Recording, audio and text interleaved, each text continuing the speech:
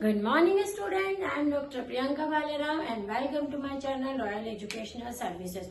तो आज हम फिर से वेक्टर के ही कुछ क्वेश्चंस को लेके आए हैं। वेक्टर कैलकुलस बहुत इंपॉर्टेंट है, इसमें डाइवर्जेंस और कर्ल के क्वेश्चंस जो है बहुत आते हैं, कंडीशंस बस चेंज हो जाती है।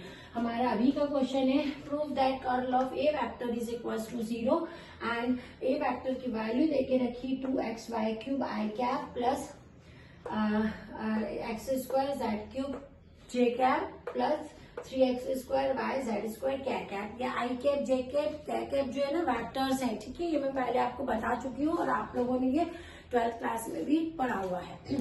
तो हमको शो क्या करना है, देखो students, curl of A vector को आपको 0 शो करना है। मतलब हम इसको सॉल्व करते हैं तो सबसे पहले तो हम क्या करते हैं, जो गिवन रहता है किसी भी क्वेश्चन में वो मेंशन कर दो। a equals to 2xy z³ i vector plus x² z³ j vector plus 3x² y z² और ये k वेक्टर लिख दिया है ना।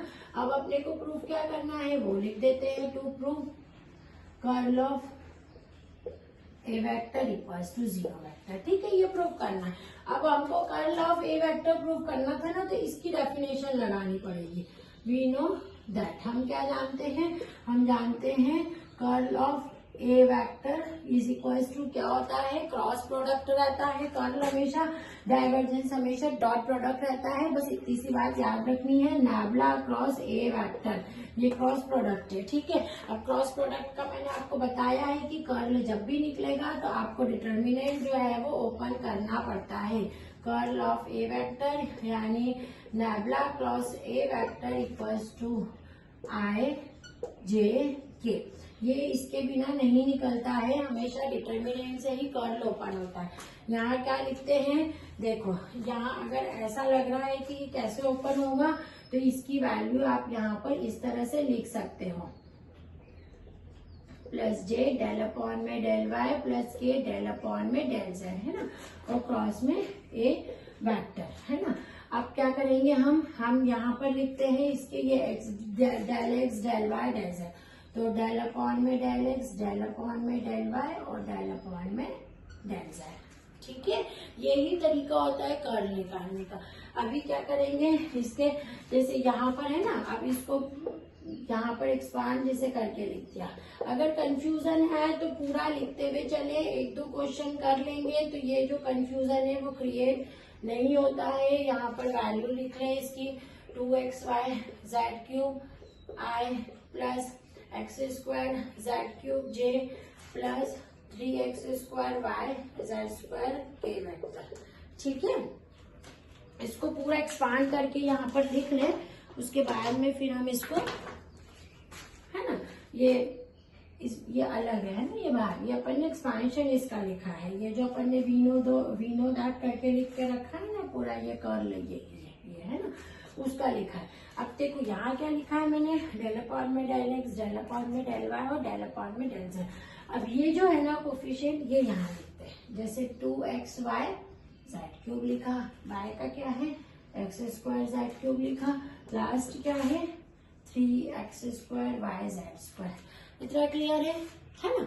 ये लिख के आपने ये देखो डिटर्मिनेंट बना लिया। अब इसको सॉल्व कर लो, ये तो सभी को आता है ना। जैसे आई के लिए निकालना है, आई के लिए निकाल लेते हैं ना, तो क्या होगा, ये और ये जो है रो और कॉलम जो है, ये जो आपकी कॉलम है और ये जो आपकी रो है, ये वाली छुपेगी और ये छुपेगी, इन दोनों का मल्टीप्लाई होगा। तो क्या होगा, डेल अपॉन में del Y 3x² y z² minus इन दोनों का मल्टीप्लाई डेल अपॉन में डेल जेड x² z³, ठीक है ना।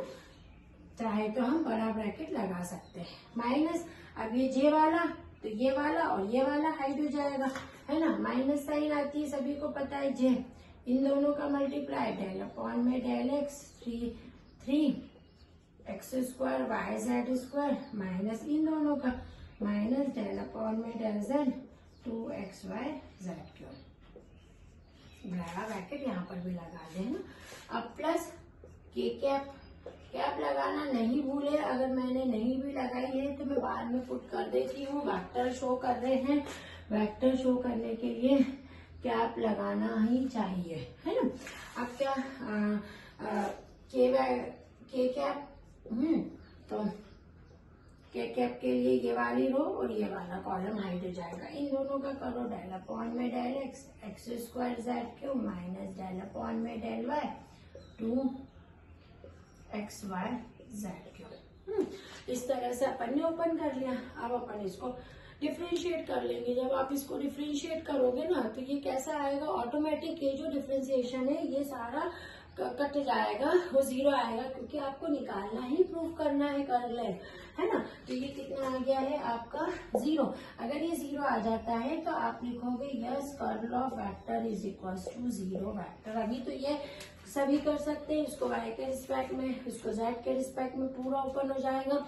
जो कैंसिल होता है वो कैंसिल कर देंगे, जो बच रहा है उसको वहां पर लिखे रहने देंगे, ठीक है ना।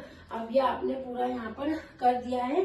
अब इसके बाद में अगर ये जीरो नहीं आती है तो आपको वहां लिखना पड़ेगा कि नहीं ये चीज जीरो नहीं आ रही है, और ये जीरो नहीं आ रही है तो ये क्या है, ये आपका प्रूफ नहीं हो पाया है कि curl of A vector equals to zero. यदि ये जीरो आती है तो ही आपको वहां पर लिखना है। आप इसको नोट डाउन कर लीजिए। नेक्स्ट वीडियो में फिर से मिलते हैं कुछ क्वेश्चन के साथ। Thank you.